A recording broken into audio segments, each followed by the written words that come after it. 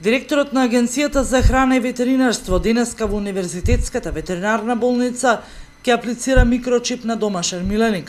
Со тоа и официјално ќе го означи почетокот на кампањата за бесплатно микрочипирање на домашни миленици, кучиња и мачки. Бесплатната идентификација и регистрација на домашните миленици, кучиња и мачиња ќе трае до 31 март идната година, односно додека не се потрошат набавените 100.000 микрочипови, а ќе се спроведува по принципот прв дојден, прв услужен, како што информира завчера директорот Автанасов, кога и промовираше кампањата. Договори за бесплатно микрочипирање со 135 ветеринарни друштва. Собствениците на милениците ќе треба да платат само 120 денари за пасош за домашен миленик, што ќе може да го употребуваат при патување надвор од државата.